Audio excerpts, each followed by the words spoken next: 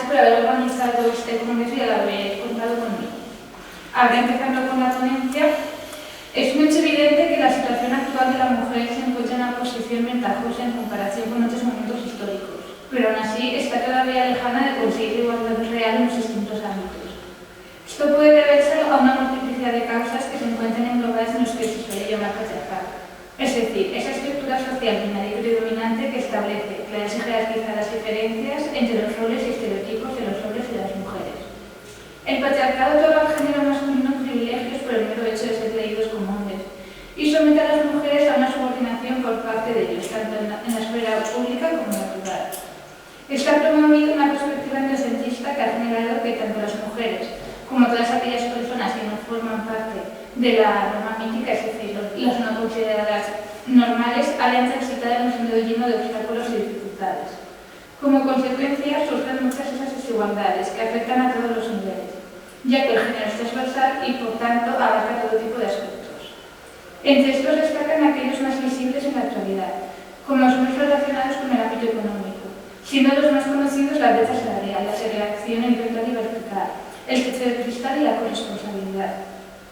Y otro tipo social como son la violencia de género, los micromachismos, los roles y estereotipos y la invisibilización. El feminismo, o mejor dicho, los feminismos, surgen por tanto como respuesta a dichos comportamientos, a pesar de que algunos de estos han quedado en un segundo plano. Es por todo esto por lo que se ha querido incluir la palabra vindicación en el título, como guiño de admiración hacia Mary Wollstonecraft, autora de la tan necesaria Vindicación de los Derechos de la Mujer en 1792. Además, siempre es necesario recordar que la posición actual de la mujer se debe a numerosas personas, mayoritariamente mujeres, que lucharon por ella a pesar de las dificultades y el estigma social que se expone. En el ámbito cultural y sobre todo en el literario, estas trabas también existen y han tenido varias repercusiones importantes. Citando a María Ángeles Cabré en su libro Leer y escribir en femenino de 2013, no siendo la literatura una actividad productiva, está claro que ha quedado al margen de la evolución normal de la sociedad hacia la plena igualdad. Hecho relevante que ha generado que la literatura, tanto la pasada como la actual, esté marcada por un fuerte componente androcéntrico, lo que ha provocado que, a lo largo del tiempo, la mayoría de las personas que han trascendido sean hombres. Esto ha hecho que los imaginarios colectivos masculinos sean considerados lo universal, excluyendo todo lo demás, razón por la cual se suele asociar mucho de los textos anónimos también con los hombres. Pero, como se dice popularmente, el anónimo en literatura era nombre de mujer. Asimismo, al poder establecer en este ámbito cultural los principios, valores e ideas de la sociedad, hace que esa exclusión traspase a los distintos ámbitos, dejando a las mujeres en una situación de invisibilidad y de subordinación al hombre. Además, se ha partido de la autoría masculina para crear los estándares exigidos por la comunidad literaria y desarrollar la crítica dentro de esta, lo que ha supuesto que estén marcadas implícitamente con una perspectiva masculina excluyente. Esa misoginia, ya sea consciente o no, ha generado que las mujeres hayan tenido y sigan teniendo varias dificultades para escribir y que, una vez acabadas y publicadas las obras, éstas no consigan la visibilización y el impacto que se merecen. Además, a esto se le añade la idea de que se ha creído durante mucho tiempo que los escritores son superiores a las escritoras, lo que ha desencadenado en un techo de cristal, tanto en la publicación, trascendencia y estudio posterior de las obras. Es necesario recordar que en muchos momentos históricos las mujeres tuvieron prohibido leer y escribir y que cuando lo consiguieron intentaron controlarlo. Los hombres censores. Fueron silenciadas e invisibilizadas bajo críticas que les obligan a utilizar seudónimos como Cecilia Boll de Faber, acá Fernán Caballero, invisibilizadas o estar a las obras de sus maridos como Zenobia Camprubí. A esto se le sumaba su incorporación tardía al ámbito de la escritura debido a que tenían que encargarse de los cuidados. Virginia Woolf hace referencia a esto y diciendo que las mujeres debían escribir poesía porque era el único género compatible con los cuidados.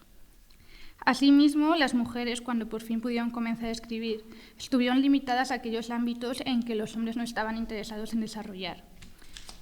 Cuando comenzaron a escribir, utilizaron la literatura como un búnker, donde podían escapar del patriarcado y sus herramientas de dominación, creando, en algunos casos, nuevos personajes femeninos más allá de los establecidos hasta el momento. Personajes con ambiciones y ansias de emancipación. Esto es importante porque ha promovido la existencia de una categoría llamada literatura femenina, que se suele considerar diferente a la literatura universal, es decir, la escrita por los hombres. Esa literatura femenina, que en teoría se asocia con lo escrito por mujeres, en realidad es literatura escrita desde una perspectiva femenina. Es por esto por lo que esta ponencia se va a intentar explicar la poesía escrita por mujeres, no como literatura femenina, sino como literatura escrita en femenino. Es decir, con esa perspectiva femenina que se aleja del androcentrismo propio de este ámbito. Asimismo, se va a partir de la poesía, ya que es una herramienta tan útil como cualquier otra, para reivindicar nuestras ideas e intentar cambiar las pasadas. Las mujeres de este ámbito también han sufrido de esa invisibilización, ya que en los años 50, 60 y 70 en España, en muchas de las antologías relevantes apenas se nombraban mujeres. Razón por la cual autoras como Carmen Conde crean recopilaciones centradas en esta como poesía femenina española entre 1950 y 1960, la cual publicó en 1971. Intentó visibilizar a estas autoras discrepando de la mirada universal, es decir, de la basada en cánones masculinos. Asimismo, el intimismo al que suele estar ligada la poesía permite comprender de mejor manera a las autoras y su intención detrás de lo que escriben. Dentro de esto me voy a centrar únicamente en dos autoras, de las que voy a exponer un poema, Eva Abad y Miriam Reyes. Se han escogido a estas autoras debido a que, personalmente, me parecen bastante representativas e interesantes de comentar, y he querido darles la visibilidad y el reconocimiento que se merecen. Eva Abad nació en Huelva en 1972. Es licenciada en Filosofía por la Universidad de Sevilla y actualmente dirige una empresa de gestión cultural. Tiene numerosas obras y ha publicado en varias antologías. Su poesía se caracteriza por estar comprometida socialmente. Citando a Luis Felipe Comendador en el prólogo de su libro Leña de 2004, sin rubor, pero con una vergüenza torera envidiable, Eva pone el acento en lo femenino con una desgarrada sensibilidad que quiere esconderse tras el exabrupto y la palabra hiriente. La singularidad de la poesía de Eva radica fundamentalmente en su condición de mujer y en la actualidad temática. Yo diría que casi notarial de los horrores de su tiempo, horrores graves y a la vez pequeños, individuales, femeninos, horrores muchas veces de andar por casa. A esta marcada tendencia, que podríamos llamar gore, dentro de la poética de Eva se suma un ingrediente que formalmente funciona a la perfección y eleva sus poemas potenciándolos en calidad lírica. Ese ingrediente es la ternura, que consigue bajar el volumen de la fuerte tensión poética con la que siempre juega Eva, evitando así el peligro de caer en la dureza monocolor. Es interesante comentar que este libro acaba con, citando textualmente, Leña de Eva Abad terminó de imprimirse en Béjar el día 18 de febrero de 2004, a la misma hora que una hija aconsejaba a sus padres que no se registrasen como pareja de hecho heterosexual.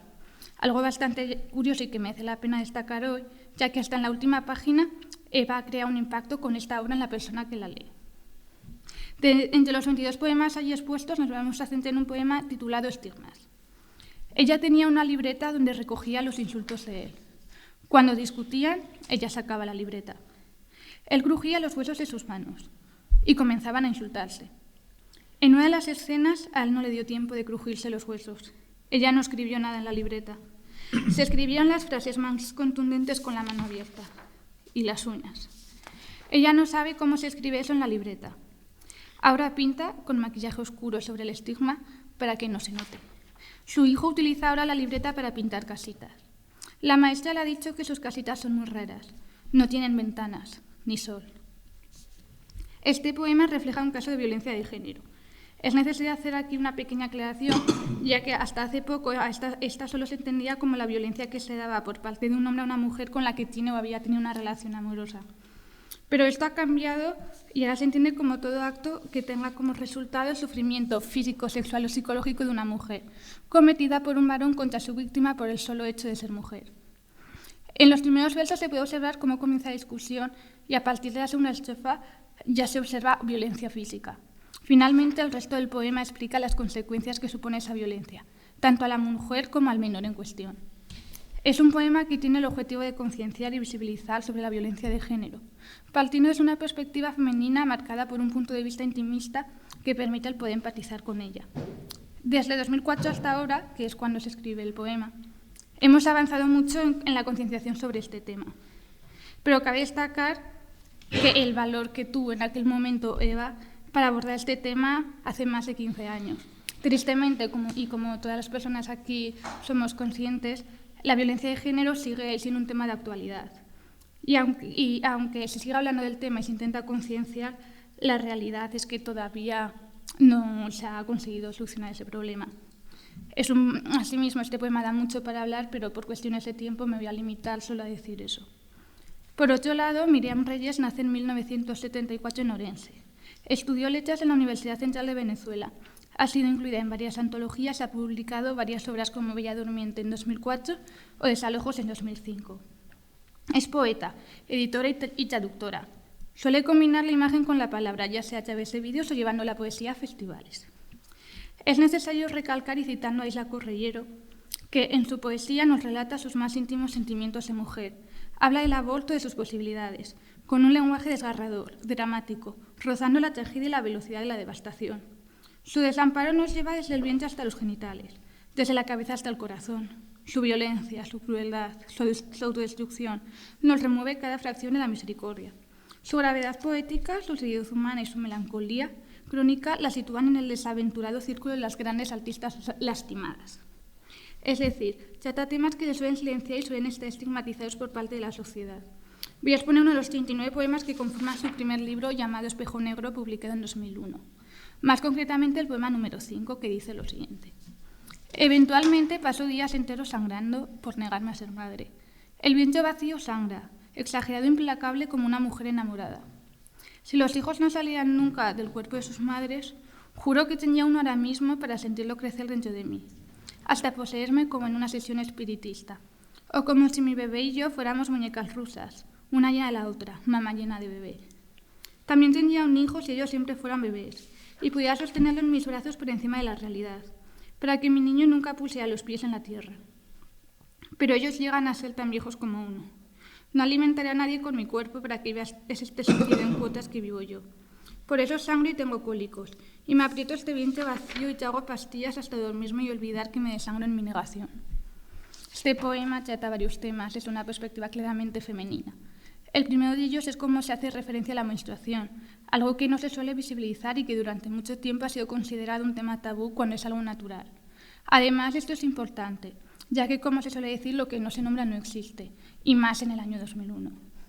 En segundo lugar, habla de la negación a ser madre, frente a esa obligación social que sigue predominando en la actualidad, de que las mujeres deben tener descendencia. Algo que, aunque ya se está dejando de lado en ciertos colectivos, la realidad es que todavía existe cierta presión respecto al tema, sobre todo en algunos círculos. Tanto este poema como el anterior son ejemplos de vindicación de género, ya que solo se visibiliza temas tradicionalmente relacionados con mujeres, sino que también situaciones cotidianas y realistas de mujeres actuales desde una perspectiva femenina. Las poetas representan los sentimientos y emociones que pueden tener y facilitan alternativas a los roles y estereotipos tradicionales que se han asociado a las mujeres. Además, al utilizar fuentes distintas a las habituales, se permite una mayor comprensión de esto. Como ayer dijo Nacho Squin, él. En este mismo congreso, la poesía debe tratar los temas trascendentales. Bajar a la tierra, pisar los charcos y mancharse de barro. Otras autoras a las que simplemente voy a hacer una breve referencia son Sofía Castañón, que nació en 1983 en Gijón, licenciada en Filología Hispánica y dueña de una productora audiovisual, y que tiene obras como Últimas cartas a Kansas de 2008 y Prohibido silbar de 2014. O Alba González Sanz, que nació en 1986 en Oviedo, que también es licenciada en Filología Hispánica y que además tiene un máster en estudios feministas. Y algunas de sus obras son Apuntes de espera de 2010 y Parentesco de 2012. Para ir acabando, como la poesía es transmisora de la cultura y esta establece la sociedad, es importante que se haga alusión a esto y se intente, en mitad de una sociedad tan androcentrista, el visibilizar no solo la literatura escrita por mujeres, sino aquella que trata sobre las mujeres, es decir, la literatura escrita en femenino. Esto es otra forma en la que se puede vindicar el género, ya que no solo visibiliza, sino que también permite conocer ejemplos de mujeres con las que sentirse identificadas. Algo que es importante al promover esa reivindicación en los distintos ámbitos. Finalmente, la cultura, como el resto de las cosas en la vida, ha de ser inclusiva, dejando de lado lo masculino como universal y dejando de segregar a determinados colectivos, como son las mujeres a ámbitos concretos.